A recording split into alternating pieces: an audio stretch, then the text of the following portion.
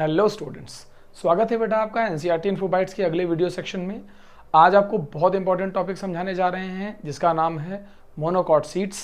आपको याद होगा कि मॉर्फोलॉजी में एक बड़ा इंपॉर्टेंट टॉपिक है मोनोकॉट सीड, और ये यही नहीं बल्कि क्लास 12th के भी फर्स्ट चैप्टर यानी कि sexual reproduction in flowering plant का भी टॉपिक है। तो मोनोकॉट सीड इंपॉर्टेंटली आपको समझना है। सबसे पहले आपको मैं ये समझा दूं कि ये वही सीड है जिसमें हम बात करते हैं सिंगल कॉटिलिडन की। किसकी बात करते हैं बेटा? सिंगल कॉटिलिडन की। यहां पर वो जो कॉटिलिडन सिंगली प्रेजेंट है उस कॉटिलिडन का नाम होता है स्कुटेलम। नाम याद रखिएगा, स्कुटेलम। ये डेवलप्ड कॉटिलिडन है। एनसीईआरटी में एक दो जगह पर लिखा है कि ये शील्ड शेप होता है। ये बड़ी इंपॉर्टेंट बात, और सबसे अच्छी बात कि ये डेवलप्ड होता है। मान के चलिए कि ये काफी हद तक पूरी तरीके से डेवलप्ड रहता है, जबकि इसके अंदर एक कॉटिलिडन ऐसा भी होता है जो डेवलप नहीं हो पाता है, and that cotyledon is called as, या मैं यहीं पर लिख देता हूं, एक कॉटिलिडन डेवलप है जिसका नाम स्कुटेलम है, दूसरा कॉटिलिडन अंडर डेवलप रह जाता है जो बढ़ नहीं पाता, and that is called as epiblast. क्या कहेंगे उसे बेटा? एपीब्लास्ट। याद रखना है, एपीब्लास्ट अंडर डेवलप्ड कॉटिलिडन का नाम है। So I wrote here as under developed cotyledon. एक ऐसा कॉटिलिडन जो पूरी तरीके से आगे बढ़ नहीं पाया, डेवलप नहीं हो पाया ड्यू टू फूड डेफिशिएंसी।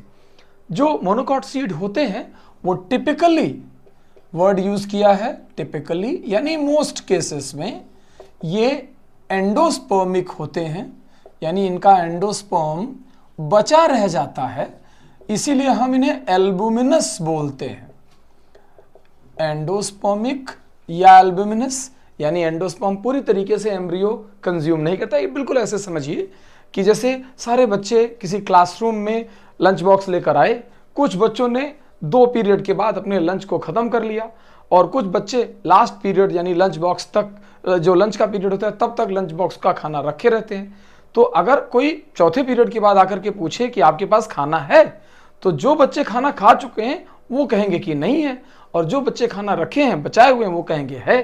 तो इसका मतलब हुआ कि ऐसे ही सभी के पास नेचर ने एंडोस्पर्म बना के दिया होता है, लेकिन बहुत सारे सीड्स अपने एम्ब्रियो फॉर्मेशन के दौरान एंडोस्पर्म को खत्म कर देते हैं, तो वो नॉन एंडोस्पर्मिक कहलाते हैं, और जो बचा लेते हैं वो एंडोस्पर्मिक कहलाते हैं। तो monocot seeds are typically endospermic seed. एक स्ट्रक्चरल कंपोनेंट आप समझ जाएंगे तो आपकी कहानी बहुत आसानी से पूरी होगी। जैसे मान लीजिए मैंने आपसे कहा कि monocot seed will look like this.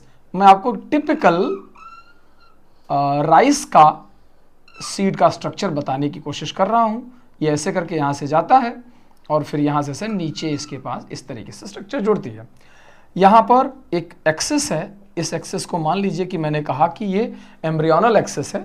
इसके ऊपर एक जगह पर प्लूम्यूल है, नीचे इसके रेडिकल है। रेडिकल की कवरिंग के लिए कोलियोराइजा है, प्लूम्यूल की कवरिंग के लिए कोलियोप्टाइल है। ये रहा एपीब्लास्ट जो अंडर डेवलप्ड कॉटिलिडन रह गया। ये बाहर जो बड़ा सा कॉटिलिडन है दैट इज स्कुटेलम। ये दोनों बातें आप जानकर रखिएगा। इसके अलावा मैंने जैसा कि बोला कि ऊपरी स्ट्रक्चर को बोलते हैं प्लूम्यूल, उसी के कॉम्प्लीमेंट्री नीचे की स्ट्रक्चर को रेडिकल बोला जाता है। रेडिकल को कवर करती हुई जो स्ट्रक्चर है that is called as coleorhiza, और जो प्लूम्यूल को कवर करती हुई स्ट्रक्चर है that is called as coleoptile. Correct बेटा? अब इसी के बगल में, ये तो पूरा एम्ब्रियो का पार्ट है, इसके बगल में ऐसे करके हम देखते हैं कि ऐसा एंडोस्पर्म इसके पास लगा होता है। ये एक डबल लेयर मेम्ब्रेन से कवर्ड होता है। इस मेम्ब्रेन का नाम एल्यूरोन लेयर है। बहुत इंपॉर्टेंट, जानते रहिए, this is analogous structure like lysosome. ये रही एल्यूरोन लेयर, वर्ड ध्यान रखिएगा, एल्यूरोन लेयर। और इसकी प्लॉइडी भी 3n है, और इसके अंदर इस स्ट्रक्चर को एंडोस्पर्म बोलते हैं। इसकी प्लॉइडी भी 3n है। एल्यूरोन लेयर प्रोटीन से बनी हुई लेयर है। कहा जाता है कि इसके अंदर बहुत सारे हाइड्रोलिटिक एंजाइम्स होते हैं। क्लियर है बात? अब जब हम थोड़ा सा और आगे बढ़ेंगे तो आप दो बातें समझ पाएंगे। एक तो ये कि इन सभी के ऊपर एक कलेक्टिवली मेम्ब्रेन है, and that membrane is called as seed coat. इसे हम कहते हैं कलेक्टिवली बेटा सीड कोट कहते हैं। यानी ये पूरी स्ट्रक्चर मिलाकर के मैंने एक राइस ग्रेन आपको समझा के दिखाया।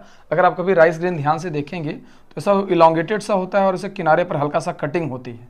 तो मैंने एक कटिंग की स्ट्रक्चर थोड़ा इलेबोरेट कर दी और ये लंबा सा स्ट्रक्चर इस तरीके से दिखा दिया, तो आपको ये एक टिपिकल मोनोकॉट सीड कैसा होता है ये पता चल जाएगा। ये एंडोस्पर्म होता है जो हम खाते हैं उबाल करके, और यहाँ छोटा सा एम्ब्रियो होता है।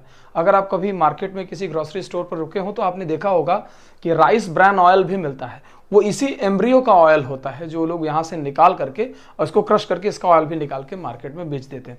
तो typically seed will look like this, और एंडोस्पर्मिक सीड है तो यानी एंडोस्पर्म बचा हुआ है, एंडोस्पर्म की प्लॉइडी 3n है, ये इसका स्टोर्ड फूड है। एलेरोन लेयर है जो प्रोटीन से बनी हुई लेयर है, उसके किनारे किनारे है, और एम्ब्रियो कुछ इस तरीके से दिखता है। इसका अगर एम्ब्रियो की हम बात करें बेटा तो इसका एम्ब्रियो असिमेट्रिक होता है, असिमेट्रिक होता है। Simply you could recall this कि अगर किसी भी स्ट्रक्चर का एक पार्ट बड़ा सा बने और दूसरा छोटा सा बने तो वो एसिमेट्रिक ही दिखेगा।